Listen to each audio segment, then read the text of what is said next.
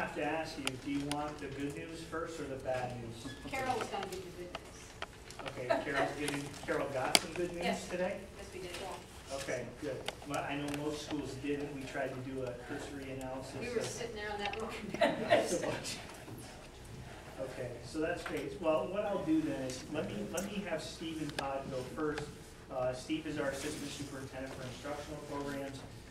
For those of you that did see the governor's speech today, you heard him talking about Race to the Top and teacher evaluations and a lot of those accountability issues. And Steve has headed that effort up on behalf of the BOCES and really on behalf of all 18 school districts.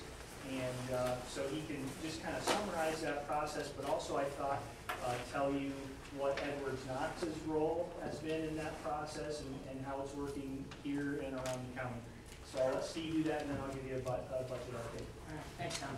I'll send around some documents, and I'll be brief because I know folks are probably more interested in hearing, about the nuts and bolts of the finances. But I do think it's important for us to keep an eye on the Race to the Top side of our efforts, because that is another good chunk of federal money that's helping us to do good work as a region. And each district received their piece of the pie, basically, to be able to do work on teacher evaluation and Common Core curriculum and data. And we've been working regionally because every district realized no one district had the resources or enough of a piece of the pie to really do all the work by themselves. So all 18 districts pooled their money and have been working together on Common Core, the whole new curriculum in English and math, how to roll that out into all the classrooms in the area, how to put together a system, a new system for evaluating teachers and principals that's based on data and student performance. And I want to thank the folks here at Edwards Knox for being more engaged than just about anybody else in the area. We've had engagement from all 18 districts, but we haven't had the level of engagement from anybody that we've had here in terms of the whole administrative team, volunteering their time essentially all summer on committees that, we had in some districts one administrator or a couple of teachers. We had real buy-in and a lot of folks who put a lot of time and energy into working on the plans that now I think are starting to see some payoff on, because when we're looking at all the districts to say what's working, what isn't working, to try and advise other districts about how to roll out things in their district. Just last week at the superintendent's meeting, we pointed to some things that are happening here at Edwards Knox with a district team that's been established here, working on Common Core curriculum. And I want to commend folks not only for the work they put in this summer, but also now for helping us, I think, to provide other districts with an idea of what it might look like in a way that doesn't cost a lot of money, but is really effective and gives all the teachers and administrators and everybody a little bit of participation in what it looks like. This newsletter that you have a copy of here, we just distributed this past week, and it shows some of the efforts that have happened regionally through our regional network team on Common Core, on the APPR, which is Annual Professional Performance Review, the teacher evaluation. And I'll let you take a look at that at your leisure. But we're pretty proud of the work that folks are doing regionally here, and privileged really to be a part of it. And again, I just wanted to say I'm grateful to all the folks here at Edwards Knox for the hard work they've put into being a part of that, and really kind of going the extra mile to be a part of it. I guess that's about all I have. What I'd like to add to that is, if you listen to the governor today, he was talking about New York State's $700 million being in jeopardy if certain conditions aren't met. The interesting thing is, thanks to Steve and all of you and the people that have put together a lot of this work thus far, you've done that because we were expected to do that and do it with fidelity. You've done it without an awful lot of money. The $700 million, half of it went to New York, right off the top, New York City. Another significant chunk of it went to the 30 to 50 worst performing schools in the state, which are nowhere near here. And so the remaining amount, the pittance that was left, was scattered amongst the rest of state. And our district's got about $325,000 a year. For 3 years, yep. A little shy of $1 million total for all 18 districts. And that's for all 18 districts plus the BOCES. And so I think there's a nice photo in the back of the newsletter, which really shows the cost-effective way too that we were able to put this together, which is to bring retirees from throughout the area who, you know, could come in part-time at a partial salary, not require health insurance benefits. So we were able to bring these people who already have expertise in and to kind of serve all the schools geographically. So it's working really fairly well, and again, we appreciate everybody's efforts on it. Do you have any questions for Steve regarding the teacher principal evaluation system or any piece that breaks to the top? I guess I'm wondering, do you think at any point that the governor will look at districts that have done the work and give them money, or are we all going to be punished together? That's a great question. Well, I'm glad you got some good news in your budget. I've spoken to the media already, and again, I'm generalizing all 18 districts. What I've seen is he did reduce the gap elimination adjustment downward. So obviously he's heard the legislators, he's tweaked that down. The foundation aid is still frozen. To me, and I have to look at it from a region-wide perspective, I would say that it's a little bit of a shot in the arm, but it's still grossly insufficient. It's not going to get many of the school districts in this region through the crisis that they need to get through for 2 or 3 years. And the point you just made, we made to the governor's undersecretary 2 weeks ago, Katie Campos. We shared all this work with her. We shared the APPR template, which actually now one of the districts, Norfolk, has agreed to with its teachers, and many other districts like yours are in a position where they could do that in the relative near future. We shared that with her. We made exactly your point. Said we're doing this work, and we're getting punished for it. And when are we going to see equity in the funding formula? Again, I'm pleased that your district saw some positive results today. But on the whole region-wide, I would say the districts, they're not where we need to be. And so that's going to require us, unfortunately, to go back to the legislators and say, well, the governor made a nice gesture. He heard us, but he doesn't realize the significance of the crisis that some upstate schools are going to be in. So we're going to have to make another pitch to the legislators.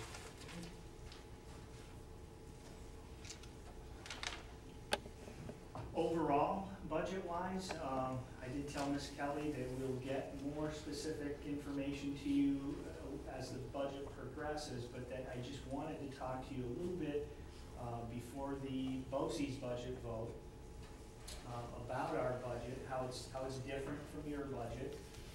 So I'm trying to stress to a lot of people that we're what you call an educational service agency.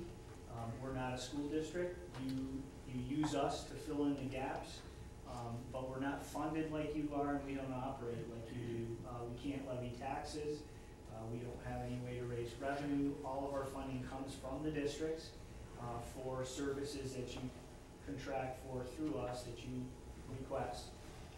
The piece that is somewhat separate from that is our administrative budget.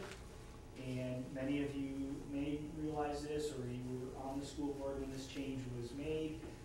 About 6-7 years ago, the health insurance costs for all of the shared teachers and all of the BOCES employees were spread throughout the various programs that they worked in, and the state had basically said at that time, all those retiree costs need to reside in your administrative budget.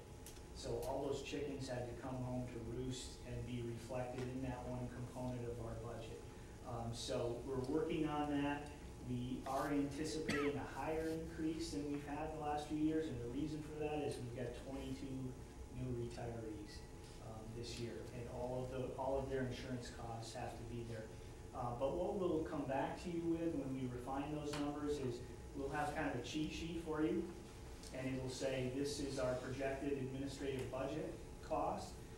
The other thing it will show you is this is what the percentage of the administrative budget is compared to your total BOCES bill. So we've directed all of our division heads to make sure that their budget increases are south of 3%. We've got people who are gonna try and hold the line at 0, and you may even see some deductions in some areas. So hopefully we can keep our overall increase flat for the majority of our expenses.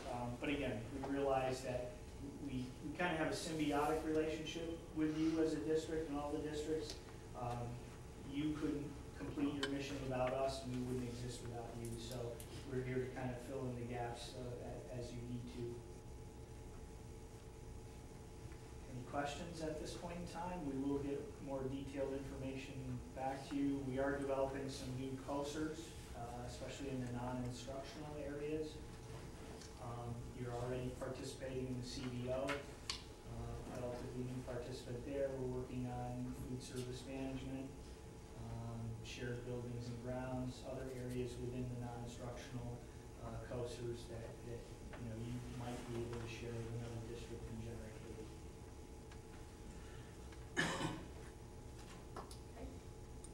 Nobody else has any questions for Mr. Burns?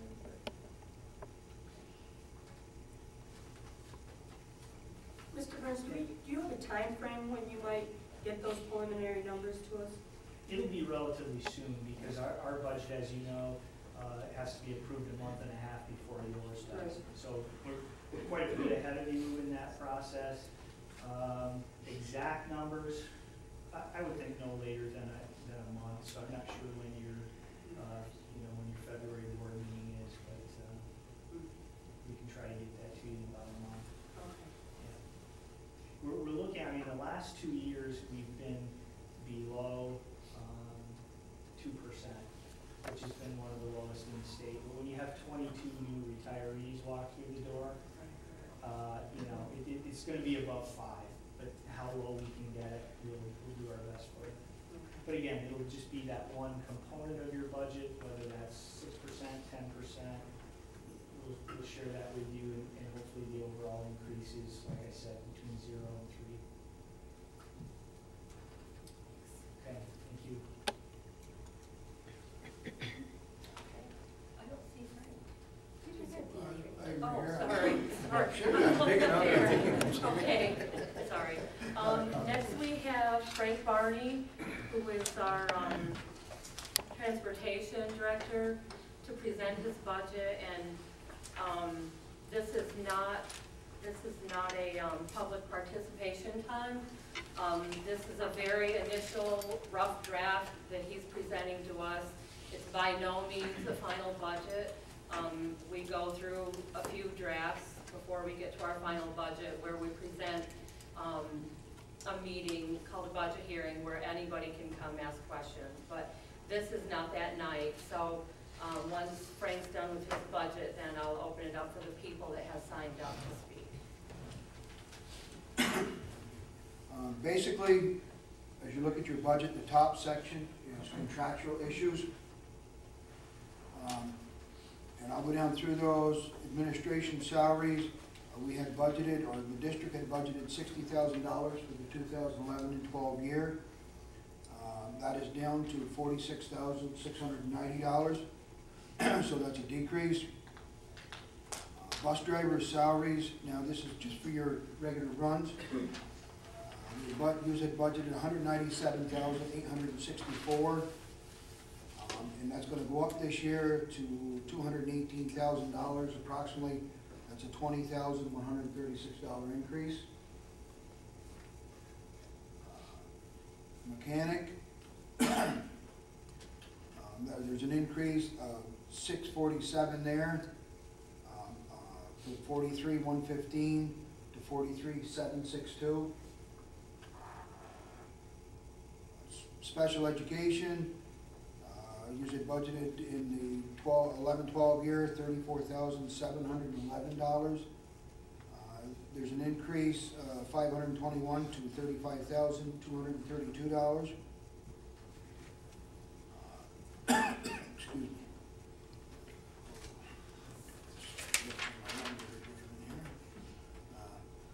BOCES had allotted $17,555 last year. That went to $18,000. That's a $445 increase. Salaries for the pre-K runs went from $16,548 to $16,800, which is a $252 increase. Secretary, $17,253 to $17,512.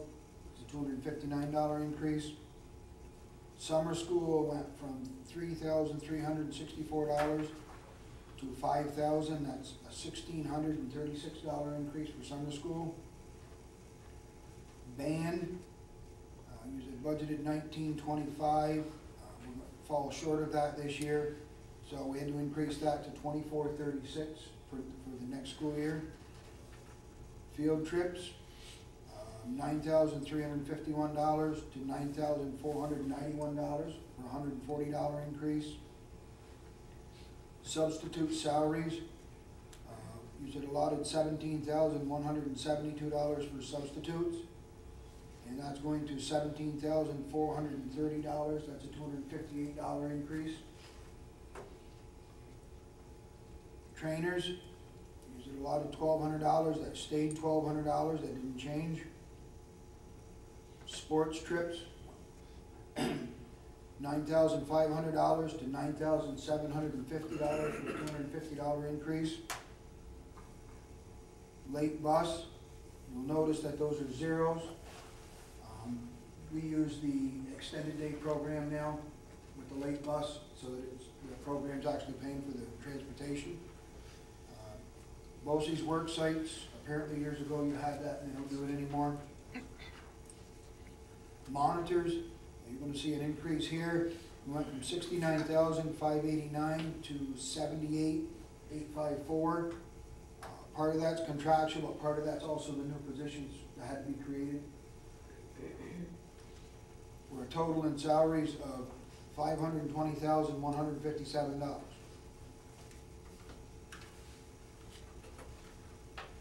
Equipment, you had budgeted nothing last year, and we have $45,000 there this year, and the reason being is we have to, our radio system is going to be non-compliant come 2013 for narrow banding, so we're going to have to purchase radios.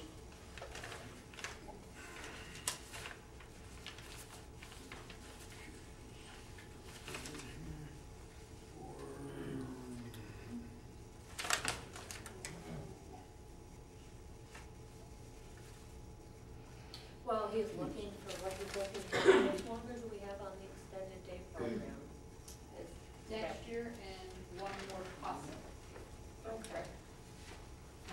Definitely one of the possible extension too. Okay. No, it's totally. Remember, I had Kay do it all the time. It's right here. It's $6,000, just a hair over $6,000 for the radio system to be upgraded for the narrow banding, which is an FCC requirement. We have no say in it. If we're not in compliant 2013, our radio system will be down. The balance of that budget figure, there's several quotes. What we have there is we had initially we had put in for a Suburban to transport students to Rome, but there's several other quotes now, that other issues we've looked at, which I'd like to discuss when we get back to this on the other propositions that I have out there, which could change this figure drastically. Frank, so that 45,000 is not just for radios, right? Oh God, no. It's about just a hair over $6,200 for the radios. 61. You might as well go, if you want to, just go into the Suburban versus your other Okay. ones now. What we had done is I had got quotes on vehicles for the school, and we had priced the Suburban initially it was approximately $38,800. We have now got several other quotes. We've decided that we could use a van instead of a Suburban to transport our students to and from Rome. And I did some checking today so that I could give you accurate information on the van. It can be used to transport students. It would have to be DOT inspected, but it could also be utilized as a driver ed vehicle. Okay, if you use it as a driver ed vehicle, I did find out today, because you put the second brake in it, no student would be allowed to sit in that right-hand front seat, only an instructor, and that's for safety purposes. How does that jeopardize your transportation? No, because you can use it for either one, because you're still using it to transport the students, so the mileage is still gonna count. Like if we send it to Rome and it's 218 miles to Rome, that transportation aid is still there. When they're using it for driver's ed, obviously you're not gonna get the mileage, the same transportation aid. You would get your school aid on it, but not your same transportation aid as you would for mileage for transporting students. Double check that. Frank, you're not talking about a large van then, you're talking about like a caravan or something? It's a Dodge Caravan. The quotes are there. And what it is it's basically an 8-passenger van. But of course, DOT, if the driver doesn't count as a passenger, and obviously if we have the electric brake there, so the instructor, if we do use it for a driver ed vehicle, can control it, it would drop the capacity of that van down to 5 students, from the 8-passenger to the 5, because you're gonna lose that front seatage. But it couldn't serve as a dual-purpose vehicle. Also, another thing it could serve for, if you have a group of teachers or one individual going to a training, they could use that instead of paying mileage. And we all know mileage is up there in price, so that would save the district money there. But it would also bring back your driver ed program if you so choose to go to van. There's 2 quotes from Dodge dealers and a quote from a Kia dealer. I honestly don't know a lot about a Kia van. I don't know anybody that owns a Kia van to get accurate whether or not they hold up or they don't hold up. I know the Dodge Caravan has proven itself. There's only a matter of dollars of difference in the price of the 2 vans. What was the rough amount for the van? You know? $21,000. How many people usually go to Rome? We have 3 students that we transport with 1 driver and 1 aide. Have you looked at the cost to go to Rome the way you're doing it now compared to using a van and seeing what the trade-off, the cost benefit would be for?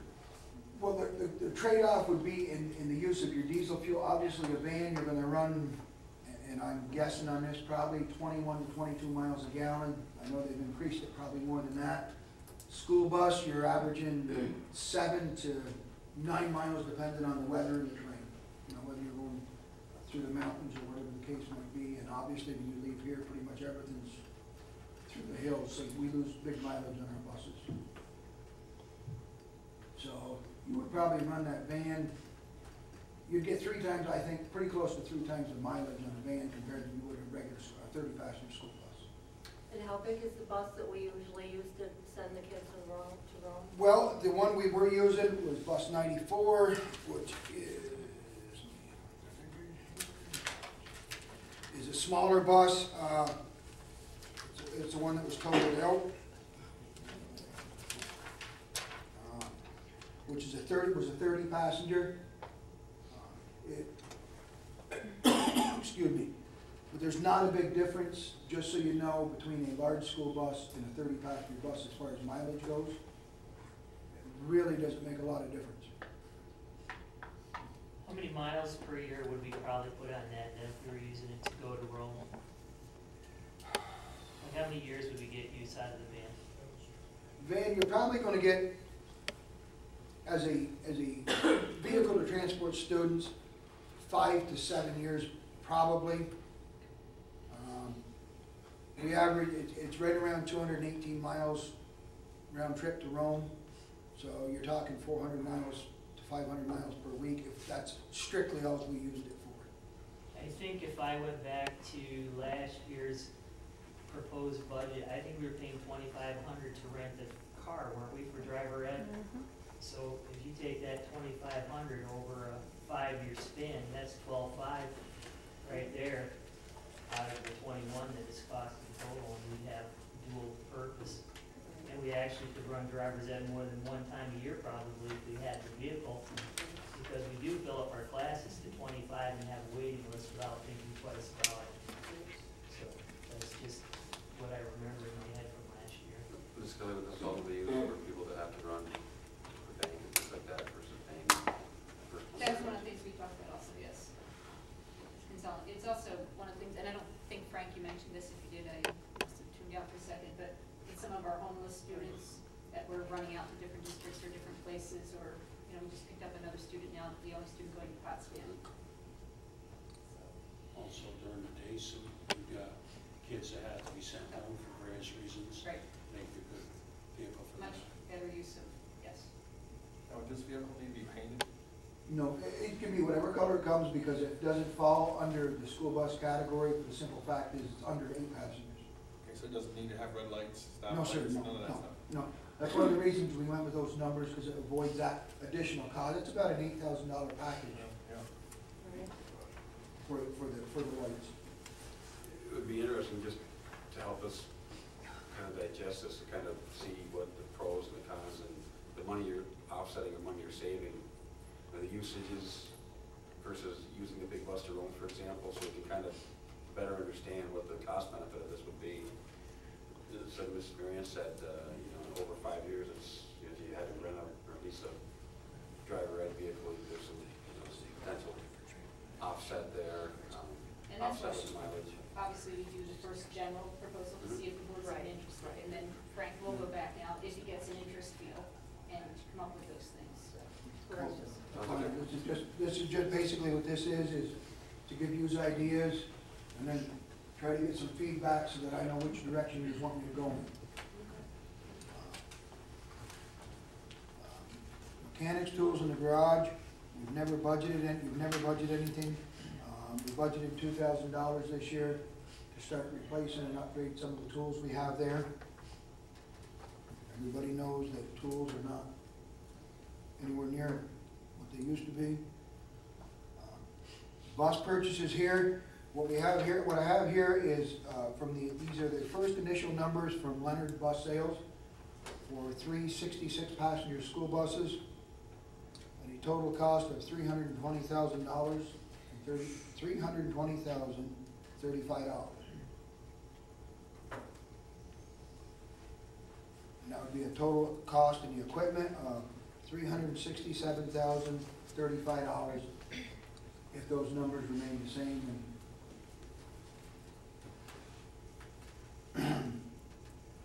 Okay, the next one is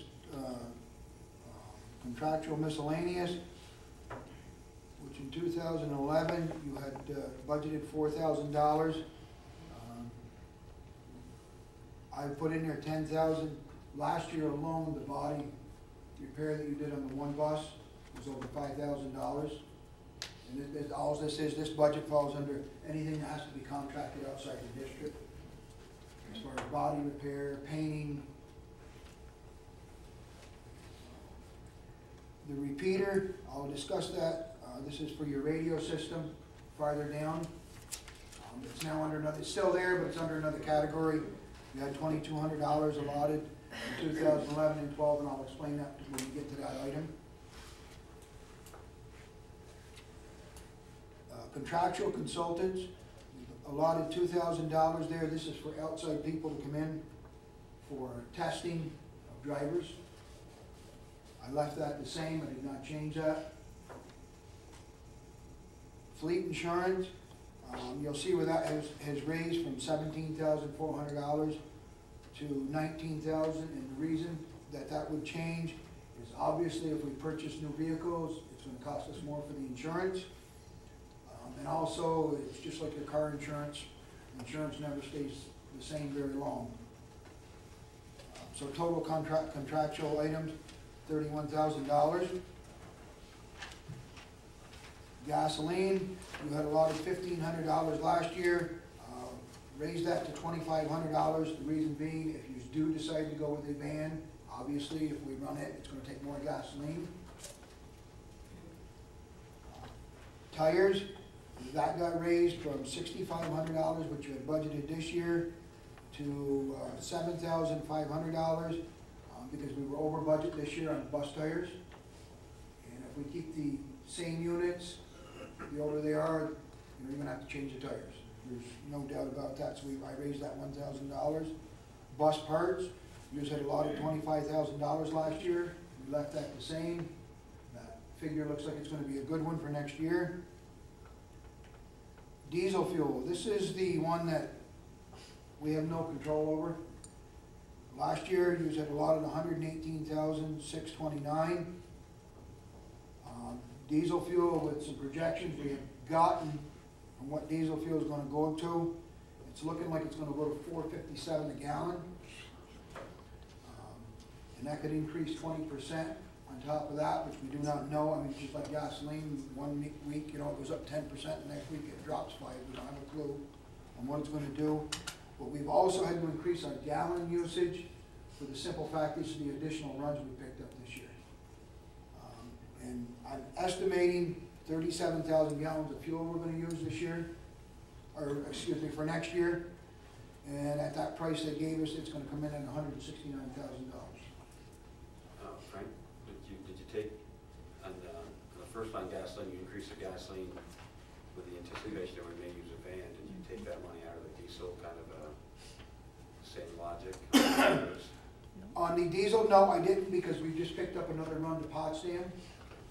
Or another additional leg on the trip we already had to Canton, to go to Potsdam.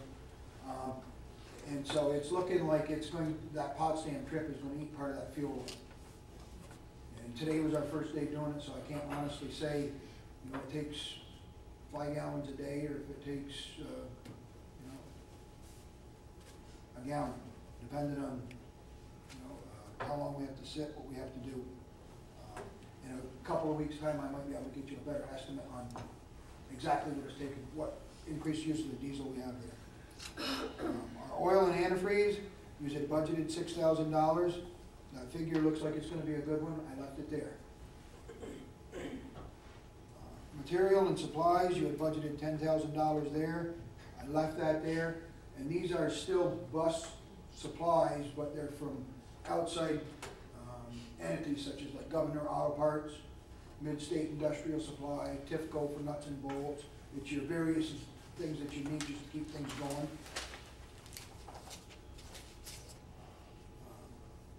Driver training. Okay, here's where the repeater's gonna come in. That's why there's such an increase in that number, because we're looking at a BOCES, yeah, let's say it right. Closer? Yes. Okay. For the repeater, and we put that under driving training because that's the only spot we had BOCES. So that's why that increased, that part of that figure. And this includes our drug and alcohol testings of our drivers that we contract through. Just so everybody's aware, it's not just that we pay BOCES to come in and train, it's for testing, alcohol, drug testing, and the repeater now.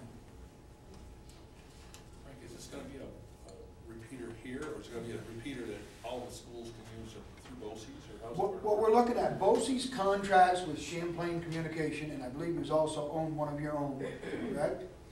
And what it is this area has a terrible reception for radios here. Anybody that's used a two-way radio can obviously figure that out. A lot of times if I have to get a hold of a driver, I will have to relay from one driver to the next driver, you know, to let them know that little Joe Snuffy is not at home or whatever. This will actually throw us off 3 different repeaters so that we can use it. And with the radio system, with the new type radios that they have out there now, we can also program into no charge Edwards Knox, like if we need to talk to Messina Central, Clifton Fine, Parrishville's on there. I can't remember them all. I think there's about 7 or 8 schools. So like if I had a bus in Parrishville and was having issues, they could actually switch over to the Parrishville channel and get a hold of a driver or somebody with a radio for help. And we wouldn't be relying quite so much on cell phones that work sometimes and don't work sometimes depending on where you're at. What Frank also did this year was we borrowed a whole system to see what radios would be better with reception, and obviously found out if we went through Champlain, we would have much better reception on our buses. So he and Todd drove all around the community, you know, under different things, trying to hear and listen, and it's obviously going to be advantageous for us to switch. I didn't total this up, but basically what we were looking at under the radios was for 15 Kenwood radios, it comes up to $52.99.80. To program those to the BOCES, repeaters, and Champlains, it would be $562.50. And then we have one portable radio, which is, for a lack of terms, a radio you carry in your pocket.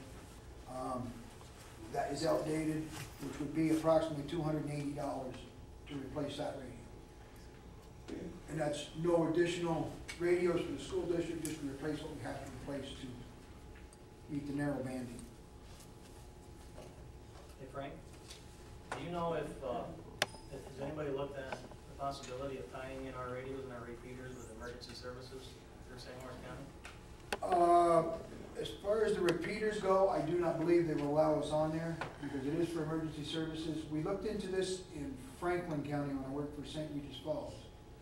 And they would allow us to put that channel into the radio in case of an emergency, so we could contact them. But we couldn't jump off their towers because obviously if they get a lot of emergency calls, we would be interfering.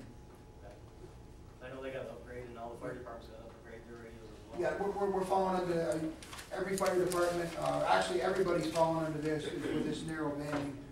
And for anybody who doesn't understand it, what they're doing is they're taking a band this wide that you can operate on, and they're bringing it down this wide so they can take that one area and put like 10 or 15 different frequencies in there so that I can talk and not interfere with anybody else.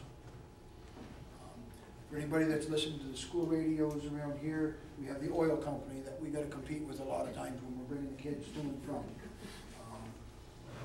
And it's not just here, it's everywhere. Everybody has those, and that's why they come up with this narrow banding. But I haven't checked into that, but I can check into that if you'd like. I have pretty good contact. I could ask the question if you'd like me to. That would be fine. I never thought about jumping into emergency service. I know Franklin County, when we tried it a few years ago, would allow us the frequency, but wouldn't allow us under repeaters. I can ask a question.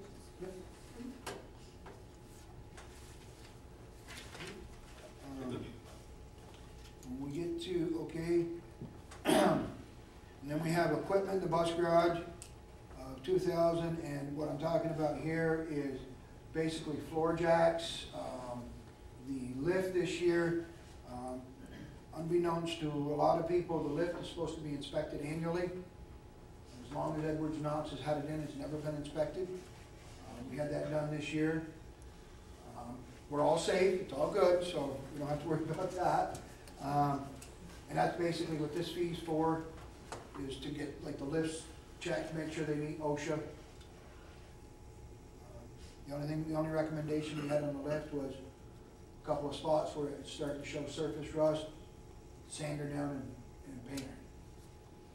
So that's the only thing they found wrong with the lift, so just so everybody knows. The last things are contractual. For the 400 category, you just had allotted $5,000, left it at $5,000. Electricity,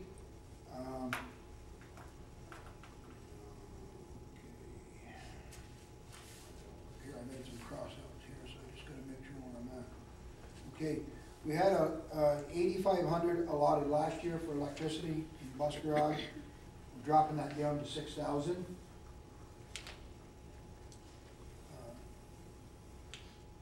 Heating oil, we do have a boiler up there, approximately $7,000. Again, we're fighting the same thing there as far as, same thing would be like diesel fuel, heat your home heating costs, we have no control over that. I'm guessing, I'm hoping it stays where it's at, but I don't think it's going to. Our biomass unit doesn't heat the bus garage? Yes, it does, but this is for, we have a boiler in there, and basically what this is say in the fall, spring of the year, before John fires up the boiler, or the biomass, if it's not, 20 degrees, there's no sense in firing that up. That's the alternative heat source, just like the school has a boiler. It's basically the same principle. Travel, this is for, you had 2,000 there, it stayed at 2,000. This is for training, conferences, whatever the case might be. We left that right where it was at. Telephone, was $600 last year, we left it right at $600.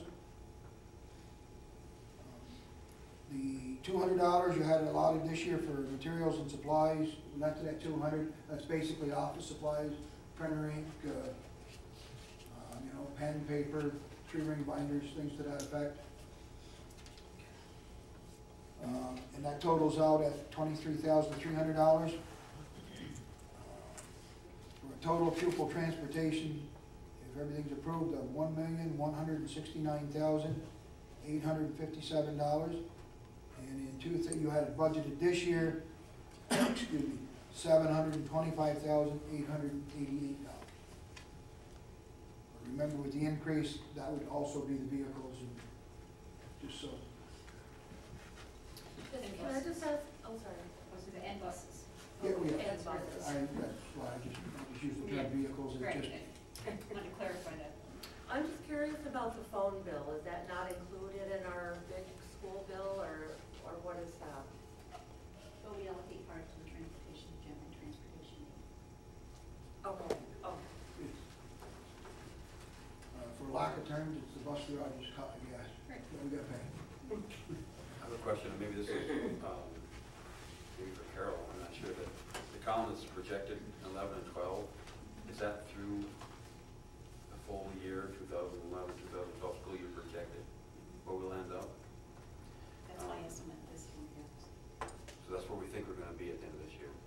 So just a general comment for Frank, is that a lot of your 2012-13 budgets are based on your 2011 and 12 budgets, but the projected usage rates for 11 and 12 are a lot less than your 11 and 12 budget rates. There's some examples are, and maybe we can explain some of this way. Electricity, for example, you had budgeted 11 and 12, $8,500 based on what we're looking to do. We're saying we're going to spend about $2,900. And you're budgeting back up to $6,000. Are we comparing our needs for 2012 and 13 to our actual run rates, where we think we're going to be, what we actually think we're going to use? Now, what they're doing is projecting out where they are estimating at this point until we get our actual costs when we buy those things, either through our BOCES, or we get further projections. So this is a preliminary round. Okay. And then what we do more like March and April is sit back down, take all these, cut things lower once we get bids, those type of things. So this is just initial. Basically the same And Frank thing. did start with some of his going down on some areas that were very obvious, Yep. but it's still, the year has not completed yet. A perfect example is diesel fuel. We won't know until the end of February what we're really gonna pay for it. So it's hard to project now that, is it gonna stay the same, is it gonna drop or climb? Basically, I used the numbers that were there to try to come up with the 2012, 13 budget with moderate increase, where we know that, well, we all know, fuel goes up, electricity goes up, insurance goes up, so you have to have somewhat of an increase there. To honestly tell you right now, I can't give you exact figures how much it's gonna cost. What's your fuel capacity up there as far as storage of, say, gasoline or diesel fuel? Well, gasoline, there is no storage. Okay, diesel fuel is 9,000 gallons. Well, yes, it's a 10,000 gallon tank, but you can only fill it so far to make it legal. So it actually comes in, they call it a 9,000 gallon tank. So it's basically, if you're gonna bid on as much as, one trip, delivery, drop, and stuff like this, it would be, that's the maximum you can drop, is 9,000 gallons. Yes, if we were completely empty. And the thing behind that is basically, traditionally what schools do is, we guesstimate if we're gonna use, say, 37,000 gallons of diesel fuel, that's what they'll bid out to you. That's where your prices come, that's why from, say, Edwards Knox to, and I'm gonna use St. Regis Falls, because they're about half the size of this, or even Parrishville, where they don't run the miles that we do. If they're only gonna use 15,000 gallons of fuel, obviously Edwards is gonna get a better price on that fuel than what the smallest school district So uses. there's no savings in storing, storing large quantities of it, the prices per gallon is gonna be the same. Yes. Right.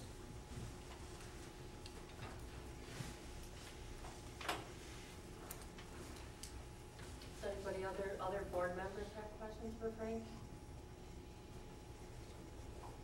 Thank you, Frank. It was a very good first budget for us, a good place to start. And we appreciate what you're doing up there. You're doing a good job. I want to thank you because this is the first time I presented a budget. It was very Uh, good. Pardon me? Okay, mileage, okay, for the, just, also on there, we have mileage for the year. I just wanted to point out that we are looking at, the reason we're looking at the increased mileage this year is our district ran, or Edwards Knott District ran 236,623 miles last year. We used a little over 30,000 gallons of diesel fuel. Right now, we're at 103,000, we picked up these runs, just so everybody knows. I'm looking at probably this year, we're gonna be right around the 250,000 mile mark. That's a lot of miles for a district. Until you start adding them up, people don't realize how many miles the buses here do run. We've got some massive bus runs and a lot of distance between pickups. And as of December 31st, it's on your electronic, your computer, whatever you want to call it. I wrote down and gave you all the bus numbers that we have. The bus mileage, now this is as of December 31st with the year of the buses. And one of the things I'd like to point out is traditionally, well, I shouldn't say traditionally, that I have found here in Edwards, when you purchase buses, you seem to purchase 6 to 7 buses at a time. Instead of a couple yearly. So you're throwing that bill out to the taxpayers of, say, $700,000 for 6 school buses, where it might be a lot easier for the taxpayers if we did 1 or 2 buses, 3 buses, at a time. Because like, you go back to 09, we had 7 buses you purchased in 2009. You go back to 2006, we have 5, actually 5, the numbers are confusing because what happened in 05, and if anybody's not familiar with this, can happen quite often with a school bus. When you buy school buses in say 05, you have one that's an 05 and you have one that's an 06. When they run out of VIN numbers, they go to the next year, just in case anybody didn't understand that. Okay? So technically, you have 2 05s. It looks like you have 6 2006s you do as far as the number goes, but that 2006 was purchased in 2005. But they ran out of VIN numbers, so they give it to next year's model year. It took me a long time to understand how they could do that, but they're given so many VIN numbers per year, and that's it. So Frank, with this, we know that 82 and 86 were the 2 buses last year that we wanted to get rid of. Yes. So obviously, I know there are 2 of the 3. What is the other third bus? Is it 88? No, actually, because 81 and 82, or excuse me, 81 is the same year. We would be looking at something to either 81 or possibly 88. We would have to look them over and find out which one has the most, for lack of terms, damage as far as from the environment. Which one's going to cost the most to repair to keep it running. And the reason we're looking at 3 is because some of these buses, the body issues we're having with them because they run 68, they run the roads up here, there's salt. Same thing we have with our car, they corrode. We have 2 right now that are out of service, not counting the bus that was rear-ended in Rome. We're still waiting for the Commissioner of Education on that one, so just so everybody knows. That's why in the beginning I was debating whether or not we should go with a 30-passenger instead of the van. I'm optimistic the Commissioner will let us go ahead and replace that bus. I don't know. I mean, I don't know He's what he's going to do. optimistic. I'm not sure. I finally called Tom after I sent a letter back on the 26th or 27th of December. Never heard. He gave me a phone number. I've called, emailed. They still have, so we're not even on their list yet. So I know you're optimistic, Frank. Well, I didn't realize we weren't on the list. We're still I know we waiting. were trying to get it replaced, but being under the contingency budget, we have to get Right. approval, and of course, everybody knows that, so that's where we're at with that one. Right. That bus was determined to be total, right? Yes. Yes, The school we received still it. haven't got the other part in. On the other bus, still can't find the part. I don't understand for the life of me why you can't buy it from Point Heater Hose, but it's a dealer item only, and that's where we're at. Money in looking at buses, it's manufacturers, buses that we're gonna bid on, we're gonna buy some new ones that don't have all these odd hoses and Well- stuff like this. Does that come from which manufacturer? Okay, that's, and it's a Ford Motor Company, but what it is it's one of your smaller buses. It's like a van type bus. So these hoses have to get from the front to the back so that students and the driver can have heat. And if you ever looked under the hood of one of these, there's very little room, period. When everything's on there with the submissions, there's hardly any room. We had some board members come up today, I pointed out that bus. Tom looked at the bus. It's just, there's no room to get, and they all build them the same. That type bus. You know, as far as, it's like a van, car or a van vehicle you would buy, you know, a full-size van. If you have heaters in the back, somebody has to specially make that hose to get that heat to the back. We're still fighting with Ford, trying to see if we can get one. I hate to use the word optimistic, but I'm hoping that we can get parts eventually. I mean, somebody else has got the same headaches that we have, the way I look at it. We can't be the only one with that heater hose, or that heater, hose to the rear. Other than the ambulance. Yes, well, we did find one, but they refused to allow us to have it because they service a lot of ambulances, and they're keeping it for the ambulance. So apparently, they have run into this before, apparently it must have took them a long time to get it, so they won't part with the hose. The one place that we did, that does have it.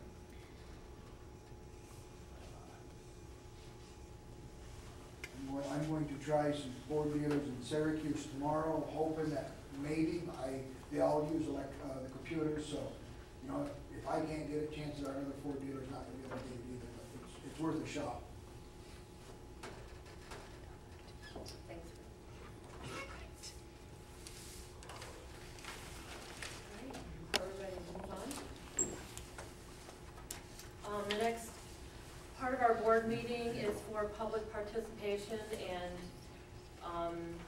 before I invite those people to speak, I just want to say that I'm really glad that we have some other people here tonight for whatever reason you're here, teachers, community members, employees. It's good to see some positive faces, and I would just say that without going into detail, things have been really tough for us for several months, and to the point where it's been tough for our administrators and our staff to really focus on their job. And so I'm appealing to you and any other community members you know that would be able to support us by coming to meetings, or if you have questions about things that we went over tonight, please write to us. We want to answer your questions. We can't answer them all in a public meeting like this. There's not enough time. But, and we had to limit that because last year we had a couple of meetings that were 12 and 1 a.m. and it just got crazy. So, having said that, we want to be here to answer the questions. We want you to be informed. Please, please don't listen to rumors. There's a lot of them floating around out there, a lot of false information. Please come to us with questions and we'll give you the facts. So, but thank you for coming, and we really value your support. So, first we have on the list for tonight, Diane Rice.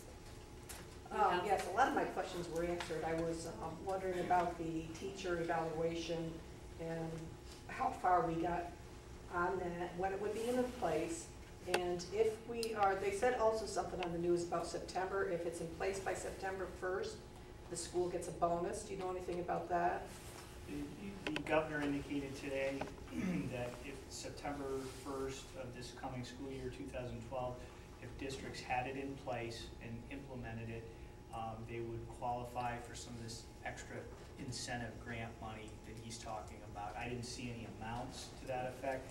What he was also talking about is not just the carrot, but the stick, so that in January of 2013, if districts still did not have that system in place, then they could be in jeopardy of losing their promised 4% aid And how increase. close are we to having that in place with the school district? Well, I think all of our, because we work together on it, all 18 districts in the BOCES, and Steve can clarify as necessary, I think we got as much work possibly done as we could, with the exceptions of a few blanks that will need to be filled in, basically because of the lawsuit between NYSET and State Ed Department.